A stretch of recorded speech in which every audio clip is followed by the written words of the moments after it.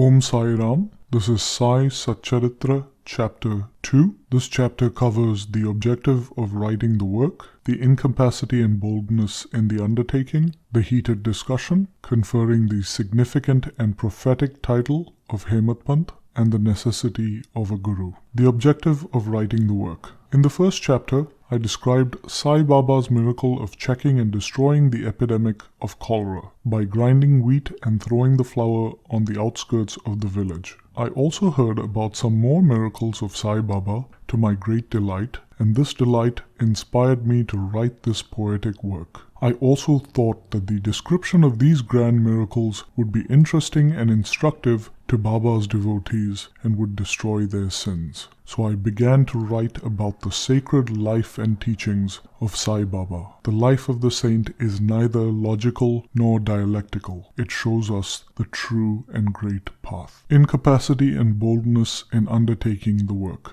Hemad Panth initially believed that he was not fit to undertake this work. He said, "I do not know the life of my intimate friend, and nor do I even know my own mind. Then how can I write the life of a saint or describe the nature of incarnations, which even the Vedas were unable to do? One must be a saint himself before he could know other saints. Then how can I describe their glory?" To write about the life of a saint is the most difficult of undertakings. One may as well measure the depth of the water of the seven seas or enclose the sky with cloth. I knew that this was the most venturous of undertakings and that it might expose me to ridicule. I therefore invoked Sai Baba's grace. The most famous poet-saint of Maharashtra, Sri Jnaneshwar Maharaj, has stated that the Lord loves those who write about the lives of saints. The saints also have a peculiar method of getting the service which the devotees long for successfully accomplished. The saints inspire the work, and the devotee becomes merely an indirect cause or instrument to achieve this end. For instance, in 1700 Shaka year, the poet Mahipati aspired to write about the lives of saints. Saints inspired him and got the work done. Similarly, in 1800 Shaka year, Daskanu's service was accepted. The latter wrote 4 works, Bhakta Vijaya, Santa Vijaya, Bhakta Lilamrit, and Santa Kathamrit. In chapters 31, 32, and 33 of the Bhakta Lilamrit and in chapter 57 of the Santa Kathamrit, the sweet life and teachings of Sai Baba are very well depicted. These have separately been published in the Sai Leela magazine. The readers are requested to read these chapters. Sai Baba's wonderful Leelas are also described in a small book named Sri Sainath Bhajan Mala by Mrs. Savitri Bhai Raghunath Tendulkar of Bandra. Daskanu Maharaj has also composed various sweet poems on Sai Baba. A devotee named Amidas Bhavani Mehta has also published some stories about Baba in Gujarati. A few editions of the Sainath Prabha,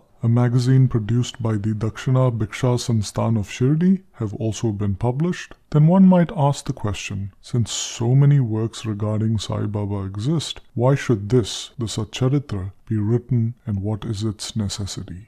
The answer is plain and simple. The life of Sai Baba is as wide and deep as the infinite ocean, and everyone can dive deep into it and take out precious gems of knowledge and devotion and distribute them to the aspiring public. The stories, parables, and teachings of Sai Baba are indeed wonderful. They will give peace and happiness to people who are afflicted with sorrows and heavily loaded with the misery of this worldly existence, and will also bestow knowledge and wisdom, both in worldly and spiritual domains. If these teachings of Sai Baba, which are as interesting and instructive as Vedic lore, are listened to and meditated upon, the devotees will get what they long for: union with the Brahman, mastery in eightfold yoga, bliss of meditation, etc. So I thought that I should compile these stories, and thus that would be my best service. This collection would be delightful to those simple souls whose eyes were not blessed with Sai Baba's darshana. So I set about collecting Sai Baba's teachings and expressions,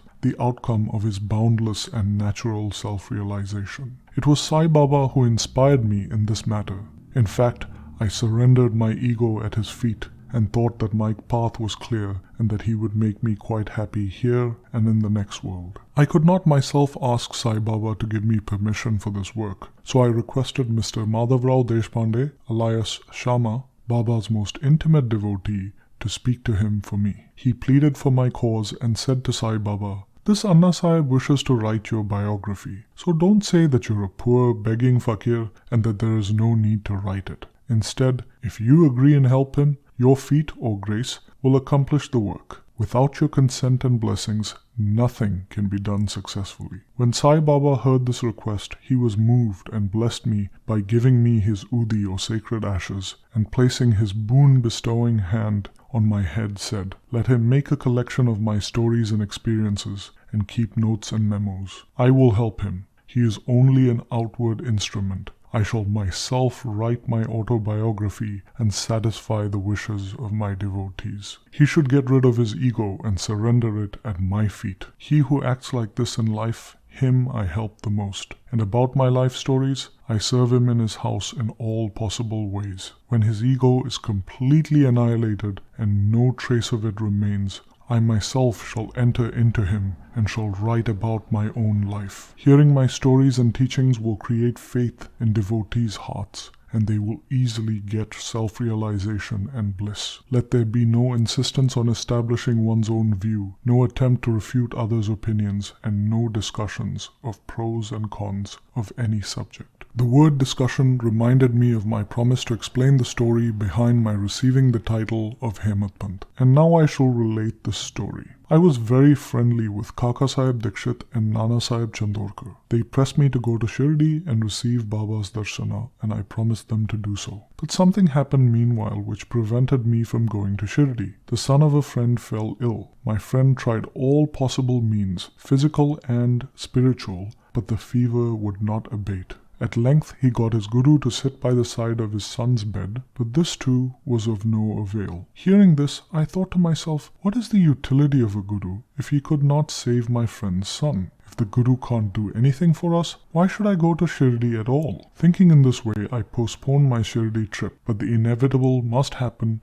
and it happened in my case as follows. Mr. Nana Sahib Chandorkar was going on tour to Bassein. From Thana he came to Dadar and was waiting for a train bound for Bassein. In the meanwhile, a Bandra local train arrived. He sat in it and came to Bandra, sent for me, and took me to task for putting off my Shirdi trip. Nana's argument in favor of my Shirdi trip was convincing and delightful, and so I decided to start for Shirdi the same night. I packed my luggage and started for Shirdi. I planned to go to Dadar and from there to catch the train for Manmad, and so I booked myself a ticket to Dadar and sat in the train. As the train was about to start, a Muslim man came hastily to my compartment and, seeing all my paraphernalia, asked me where I was going. I told him my plan. He then suggested that I should go straight to Boribandar and not get down at Dadar, for the Manmad mail did not stop at Dadar at all. If this little miracle had not happened, I would not have reached Shirdi the next day as desired, and many doubts would have assailed me. But that was not to be. As fortune favored me, I reached Shirdi the next day before 10 a.m. Kaka Dikshit was waiting there for me. This was in 1910 and there was only one place, Sateswada, for lodging pilgrim devotees. After alighting from the Tanga, a small horse-drawn carriage, I was anxious to receive darshana when the great devotee Tatya Sahib Nulkar returned from the masjid.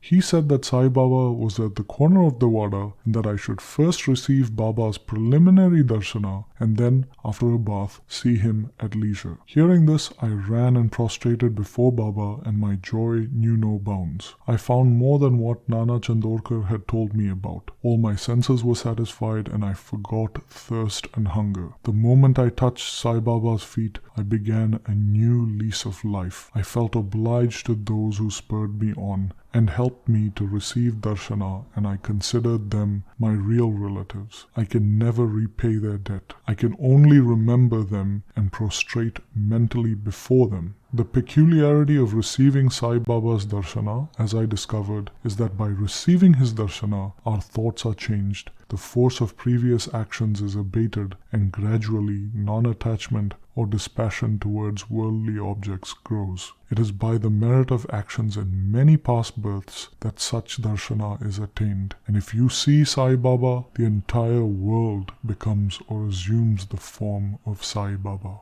The heated discussion. The day I arrived in Shirdi, there was an argument between myself and Balasaheb Bhate regarding the necessity of a guru. I contended, why should we lose our freedom and submit to others? When we have to do our duty, why is a guru necessary? One must try his best and save himself. What can the guru do for a man who does nothing but sleeps indolently? And Mr. Bhate took up the other side and said, whatever is bound to happen must happen. Even great men have failed. Man proposes one way, but God disposes the other way. Brush aside your cleverness. Pride or egoism won't help you. This discussion, with all its pros and cons, went on for an hour or so, and as usual, we did not arrive at a decision. We had to stop the discussion ultimately as we were both exhausted. The net result of this was that I had lost my peace of mind and discovered that unless there is strong body consciousness and egoism, there will be no argument. In other words, it is egoism which breeds arguments.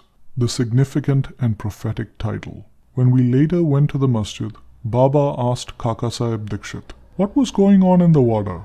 What was the discussion about? And staring at me, Baba added, what did this Hemad Pant say? Hearing these words, I was rather surprised, since the masjid was at a considerable distance from Sate's wada where the discussion happened. How could Baba know about our discussion unless he was omniscient and the inner ruler of us all? I began to wonder why Sai Baba would call me by the name Hemad Pant. This word is a shortened version of the name Hemadri Pant. Hemadri Pant was a well-known minister of the kings Mahadev and Ramdev of Devgiri of the Yadav dynasty. He was very learned, good-natured, and the author of works such as Chaturvarga Chintamani, which dealt with spiritual subjects, and Rajaprasthi. He invented and started new methods of accounting and was the originator of the Modi or Marathi shorthand script. But I was quite the opposite, an ignoramus of dull and mediocre intellect. So I could not understand why the name or title was conferred upon me. But upon thinking seriously about it, I thought that the title was a dart to destroy my ego so that I would always remain meek and humble. It was also a compliment paid to me for my skill in the argument. When we look at things in retrospect, we know that Baba's calling Mr. Dabolkar by the name Hemad Pant was significant and prophetic. As future years showed, he looked after the management of the Sai Sansthan very intelligently and maintained its accounts professionally. He was also the author of such a good work, the Sai Satcharitra, which deals with important spiritual subjects such as jnana, bhakti, dispassion, self-surrender, and self-realization. About the necessity of a guru.